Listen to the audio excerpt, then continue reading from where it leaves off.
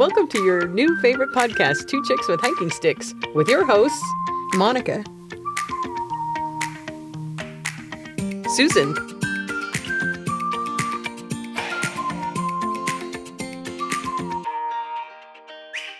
Welcome to your new favorite podcast, Two Chicks with Hiking Sticks, where we look to entertain and educate about being outdoors. I'm Susan, your host. I'm Monica. And when we started this podcast, Susan and I decided that this was going to be something that we did to encourage people our age to get outside and hopefully move more. So get your hiking sticks. Let's get ready. Hike your own hike. Let's go. All right, on today's episode, we're going to address, it's another trail mix, Monica. It's another trail mix. It's a trail mix do. Number two. Number two. Numero dos. Well, because we've gotten some feedback and some questions, and so we thought this would be an opportune time to address some of those because you, our favorite people out there, are asking questions and we're going to answer. Yep. And so one of the key ones that we get often is, what's the difference between hiking and walking? To be honest with you, I had never really thought about that. But, people are, sometimes there are people out there that do a lot of hiking and they're hiking snobs. And they're like, well, that's not a real hike if you're not hiking X number of miles and going up elevation and you got your backpack on and whatever. And I'm like, I don't think that's true. Whatever. I think if you went by definition, walking is something that you do to move from one place to another. That is true. I could be wrong. Y'all can look it up. But I want to say that that's the general definition of walking. Well, so does walking in your neighborhood constitute as a hike? I think it might, depending on, are there different terrains? Are you doing different stuff? Are you going up curbs, down curbs? I don't know that I personally would consider it a hike. I consider that a walk in the neighborhood. But a stroll, if you would. Yeah, and I tend to stroll more than hike. I don't consider a city walk to be strenuous based on terrain or anything like that, but it can be strenuous if you push yourself to do it at a certain speed or. Well, because I look at it as like coming up my street, it is quite the uphill elevation change coming up my street. I like to think that is being a hike, but for some reason I've always associated hiking with being on non-improved type places. Yes. So whether it's gravel or it's, dirt or rocks or whatever, I always tend to think hiking is more like that, and that exploration point of view. Whether I've been there or not before, it's that the world around me is changing in that outdoor arena. So that's generally what I think of hiking. Now, I don't think that it's a requirement that you have to have hiking sticks or a hiking backpack on you to call it hiking. I don't think that those requirements are fair. I agree. I'm trying to think if you had to define it. You know how, remember in math, you'd have, if this is this, then is this? I hated that stuff. That's why I was a music major. Yeah, exactly. I just stayed away from math. But wouldn't you have, so hiking is a specific type of walk? Sure. Well, because a walk is using your feet to ambulate and get you somewhere. True. Right? So if you're going on a hike, usually you have a specific place in mind that you want to go to. Yeah. You're not usually just meandering for the heck of it. So you get there, you go, you have your picnic lunch, whatever it is you're going to do, and then you hike back out. So you're walking. So I think a hike could be defined as a walk, but it's a certain type of walk. Okay, that's a fair point. I guess I always think of hiking as being something that's not in my neighborhood. Me too. Because it could be a city park, it could be whatever, even though it may be what people might think of as a stroll in the city park, I still think of that as hiking. Sure. I'm going to do a mile, 3 miles, 5 miles, whatever. I just think that's hiking. Yeah, no, and I agree with you. I'm just trying to put some parameters around it. Yeah, just, for the people that like a hard definition. Well, and you, our listeners, you should chime in on that, because I know people are kind of emotional sometimes about how they define what's a hike. And it's like, we're not here to compete. We're just here to get outdoors and enjoy the sunshine. That's right. Have a good time. Get out. Be in the green. As my mom would say, blow the stink off. Get leafy with it. Getting leafy with it. So anyhow, so that was one of the questions that had come up, and we're like, yeah, that's really a good question, because people do often ask what's considered a hike or what's considered a walk. So be sure to put your comments down below. So another question that has come up, question number 2, is what has been your favorite smallest park that you've gone to, and any significance of that small park? And that could be a park, again, NPS sites, right? So NPS sites could be national monuments, national memorials, what have you. It could be state parks. It could be county parks. It could be anything. I think my 2 favorite small parks, well, I have 3. What? Sorry. My 3 favorite small parks are probably Palmetto State Park. That's a really nice state park. It is kind of big, but the actual, it seems small. And maybe I'm just also defining it by how many RV spots there were, because there weren't a lot. And that's what made it a small park for me, because you weren't inundated with a whole lot of campers near you. There was space, and you had some room to move around. And there were some nice, easy hiking trails that went around the lake. The little Palmetto Interpretive Trail was very nice. Mm-hmm. That's one of my favorite small parks. That's here in Texas. That's here in Texas. Well, all these are in Texas. Bastrop State Park is another one of my favorites. It's not that small, but it has a very small feel to it. Lots of nice hiking trails there. I love that park because it's shady. And it's a pretty park. It's a very pretty park. Unfortunately, a lot of the pine trees got burned down. We had that big wildfire probably, 10, 15 years ago? Mm-hmm. But it's coming back, and it's a gorgeous little park. And then I think my favorite all-time park is Blanco State Park. It's right on the Blanco River. And it's a nice day park. It's a nice camping park. And there's only one hiking trail, and it runs alongside the river, and it's not long, but it's nice, and it's got some geocaching there if anybody likes to do geocaching, which I used to do quite a bit of. And then fishing. The fishing is great on Blanco River. It's a great small park. Yeah, I mean, it is a small park. I guess if I think about all 3 of those, Palmetto State Park is really kind of cool. One, that we have palmettos, but that it is a nice little state park to go to. It gets a little humid there, but if you go in like the off-season type thing, it's really a wonderful park to go take a hike. And Bastrop is just beautiful. I just think it's really nice. So, like for me though, if I think about like some of the small parks that I've been to, and everybody, well, not everybody, I won't exaggerate, but Gateway Arch National Park. Okay. Everybody has an issue with why that ever became a national park, and all I got to say is, I don't know, but Congress does it, so I can't tell you anything about that. But it's a nice place to go to, but it is small. I mean, you can go up the arch. You should tell everybody what it is. The Gateway Arch is some people may not know. Oh well, the Gateway Arch is the Gateway Arch in St. Louis. In St. Louis, yes, it's the huge giant arch. It's the gateway to the west, is what they say, right? And I didn't know that was a park until we started talking, Yeah. About parks. I was like, that's a park? Exactly. But that's a small park. Hot Springs is a small national park, because Hot Springs is, 500 some odd acres, I think. It's a small park, relatively speaking, to a lot of the large parks that are out there.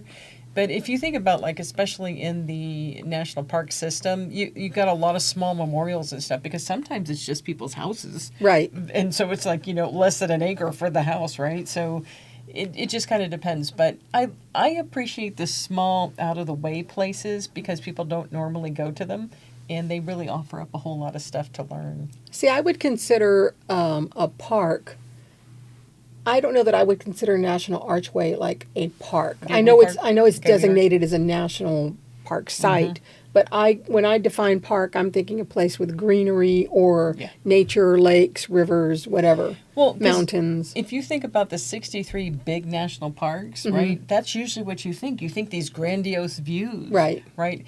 And Gateway Arch is not that. Right. It's just not that. And so it's why people are so disappointed that it's one of the 63. But I also find it interesting, too, that like Virgin Islands, the American Samoa, those national parks that we have, those are also very small, but they're on small islands, so they can't be very big. So Yeah, I do remember reading an article once, and I think I might have sent it to you, that said something like the smallest national historic site, and it was a house. It was it somebody's was house. Thaddeus somebody Yeah, with a K. I mean, and it was a very small, like, row house or Yeah. something. I was like, okay, Yeah. Mm-hmm. yeah, all right. So yeah, so there are some beautiful little nuggets out there in the world. Unfortunately, people go to the really big ones, but you should check out some of the small ones, whether they're in your own state, your own county. What's your favorite one? Yeah, Put let it us in the know, comments. and then maybe we might go to it. What? Yeah, well, we could, and we could go check it out. And you can maybe tell us why it's your favorite, and that would be fun. Well, it might be fun because one of the next questions that came up was, would we ever consider doing guided hikes? Like somebody out there wants us to do a guided hike. I don't know. I got scared with the word guided. I'm like, I don't want to be a guide. I'm happy to participate, but I don't know about being a guide. Yeah, I think that there's a skill level that you would need to have to be a guided, a guide on a hike, and Yeah. I certainly know that I do not have that skill level. You don't possess that? I do not possess that type of skill level. But I would love to. I wouldn't mind a group hike. And I think when I say group hike, initially, I think, I don't know if I mentioned it to you, when I first started really kind of getting back into hiking, I went on Meetup and I looked for a group. And this was a beginner's hiking group. And I thought, okay, let me get back into it kind of slowly.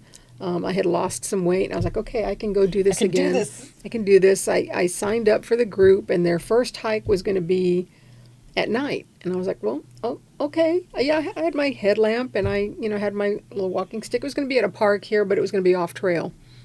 And then it was like a cold night. It was like freezing, like literally.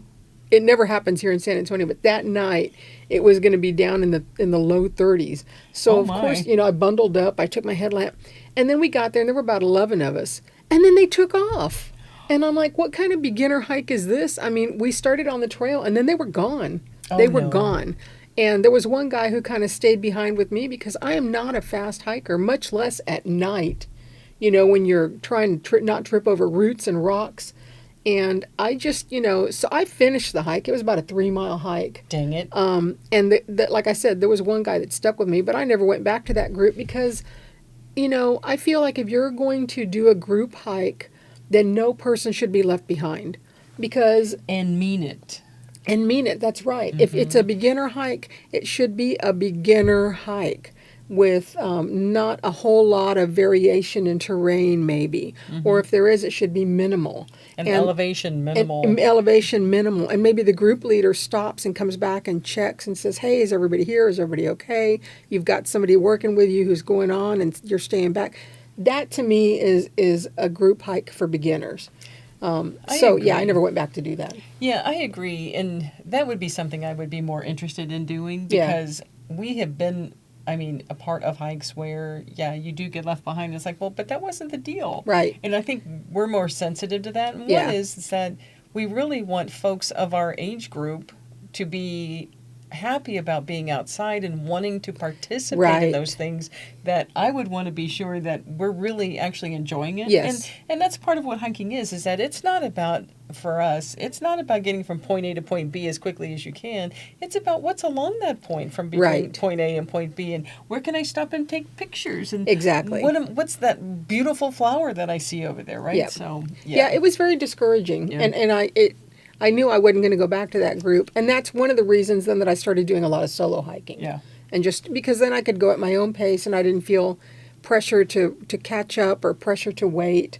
And I still do the majority of my hiking solo, but I don't mind a group hike if it's a good group. Yeah, a good group and a small group. Yeah, small group. Yeah, because everybody should be taken care of. That's right. Yeah. So I don't think on the guided part, but absolutely, I think we might think about having group hikes of some version at some point. Later in the future, that would be fun. So then the next thing that came up, and this was more something that I wanted to share with y'all because it's something that I had come across again, and I was reminded of how important it is that, especially in this day and age, we really want to support our national park system and make sure that, particularly because I tend to buy a lot of merch at all of our national parks, that when you're buying merch at the park, that you're buying them from the park stores because that money gets recycled back into the national parks, versus sometimes you will find at your national parks that they have other stores there that are not part of the national park system. They're just there for profit. I mean, and that's not a bad thing, but it's knowing the difference, that if I have a choice of buying something at a national park store versus buying one at a bookstore that is there on the national park property, I'm going to go to the national park store first, because that's where I at least know that my money's going back into the cause. Yeah, that sounds most beneficial for the park system right now, especially right now. Mm-hmm. Especially right now. And that's where it came up, is that I was, looking to buy more stuff from the national park system, and it's like I was reminded of, there's a lot of reciprocal organizations that you can get discounts. So if you sign up for, like, I was a part of the Death Valley Conservation whatever group, or the Rocky Mountain Conservation Group, they will also give discounts. So it's really important, just like Monica had talked about in an episode about, if you go to, like, say, the Chihuahuan Desert Research Institute or Nature Center, it's a reciprocal to the Botanical Gardens membership that she has. Same kind of thing with the national parks. And so always check that out, because, we could all afford to save a few bucks. Yeah, most definitely. And I'm trying to remember, that kind of thing usually happens at the big, larger parks, isn't it? Yeah, that you'll have multiple types of stores. Yeah. And you just should be aware of them, and know kind of where your money's going to go whenever you buy stuff, especially if you buy in quantity, like sometimes I might do. Yeah, no, that's a good point. Yeah, so I just wanted to point that out, because some people don't understand that difference, or are aware of the differences of the types of stores that you might see on our national park system. So Right. Then I thought this was a curious question that then came up from a listener. The question was, can you take things from national parks? And I'm like, of course you can't take things from national parks. And it had actually come up from a prior episode that we had regarding Padre Island National Seashore. So what do you think, Monica? Do you think you can take things from the national parks? Well, I hope so. We might have a guilty party here, I see.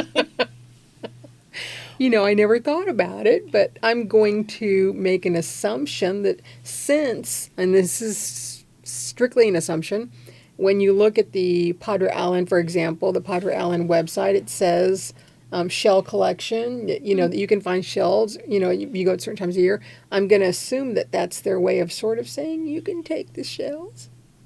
Well, you would be correct. Okay, thank you. That Woo! yes. Woo! Well, Otherwise, I haven't taken any. I haven't taken any at all. None at all. Don't be checking my house. Over the last 30 years, I've taken no shells off Malachite Beach. But what's interesting is that there's actually a criteria, too, is that whatever shell you take cannot have any organisms in it. Any living organisms in it. Like, you can't take, I don't know, a live crab? I don't know. What would you take? Let me tell you a little story. Oh, boy, here we go. This had nothing to do with Texas. My aunt used to be stationed in 2 different places in Florida, but one of them was Fort Walton Beach. If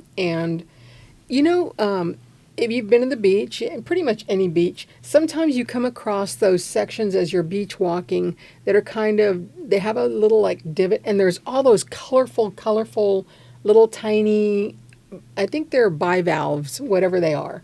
They're not clams, but they're little, very pretty, different colored, like a rainbow color of shells, and you know that they open and close, but as soon as you try to get them, they're closed and they're trying to dig down in the sand.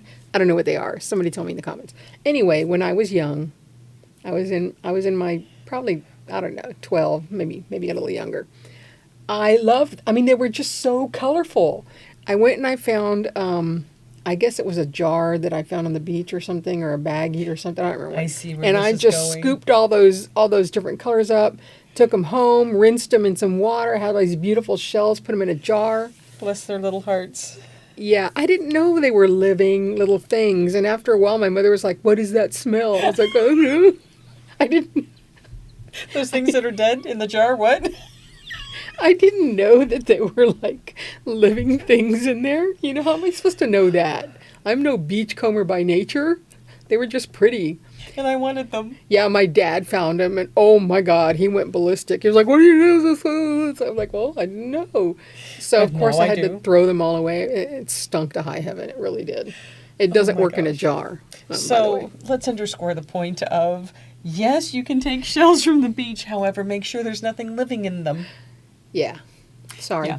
But Sorry, here's little the other side shells. of that, though, which I find fascinating is that because people are sometimes tempted to take rocks, as a souvenir. Okay. Yeah.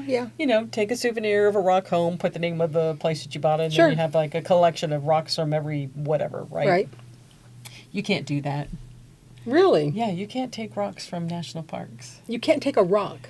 Now, No. I mean, I could see it. Okay. I could see if you were at a place with a lot of like historic, rock formations or you're just looking at me like no rocks It at all says you anywhere. cannot take rocks. Wow, it's a good thing I've never taken rocks. So then the question came up because I might have been privy to someone who might have possibly taken a pine cone.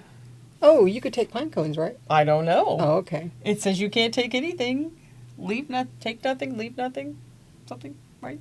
Well, But can you? but pine cones aren't rocks. But you can't take anything from the national parks. You can't take anything. So is a pine cone a part of the national park? Because think about it. The reason that you can't take the rocks is because it's part of the ecosystem. Okay. Same thing okay, with the pine cone, okay. right? Because the pine cone has seeds, right? Yes. It's part of the ecosystem. Wow. I had never really thought about that. Well, and so, because this is so important, and important because, well, as I think about it anyways, like particularly like with pine cones, for instance, because of seeds and stuff like that, is that you need those to regenerate Yes, growth, yeah. particularly in, burned areas or what have you, right? And it makes you stop and think. Have you ever picked up anything not thinking about whether or not that was really like allowed, right? Because you're thinking it's just a rock.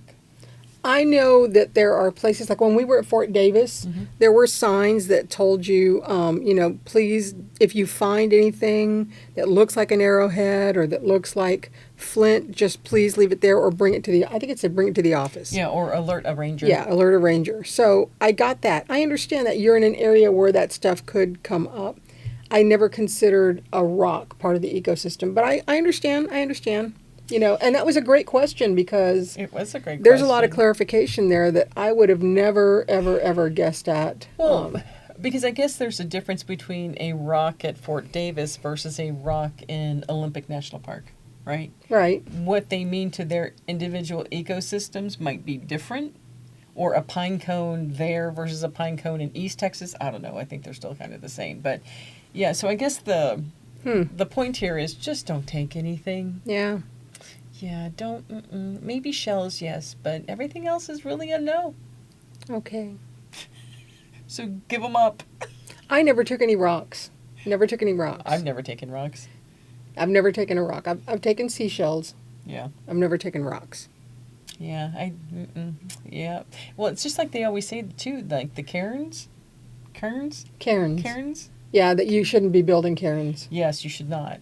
But then on the other hand, they say sometimes you will still have them. You need them because they actually do mark a trail. They do mark a trail, yes. So it's like, when do you do them? I think it depends on the trail itself and how well it's marked.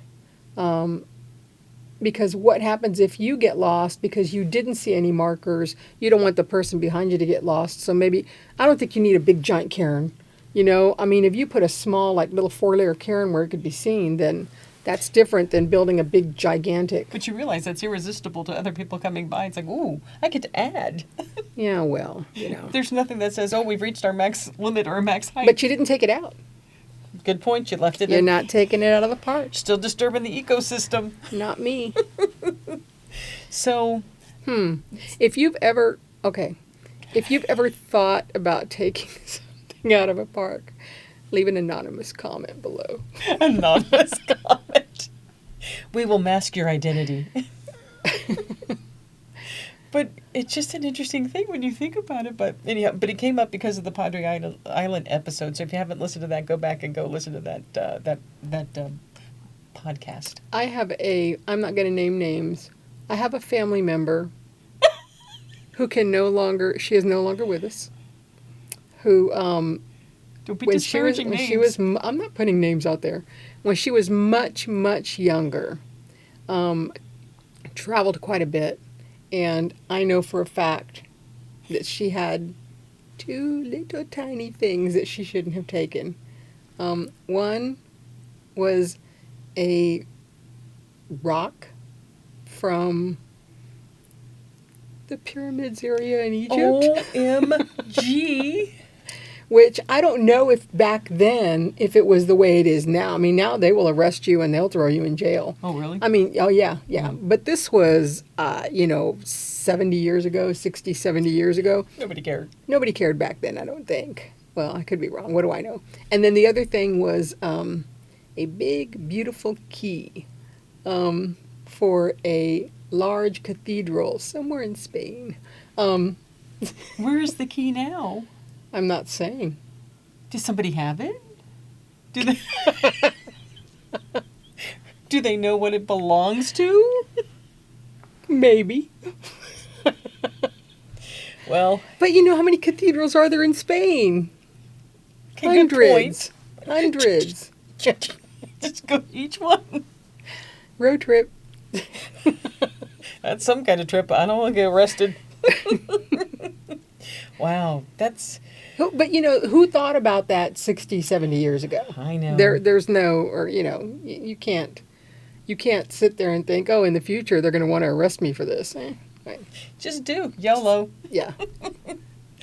All right. Well, that about wraps up all of the questions that we've gotten and feedback that we've gotten from our listeners, and some interesting questions. So, this was not a question.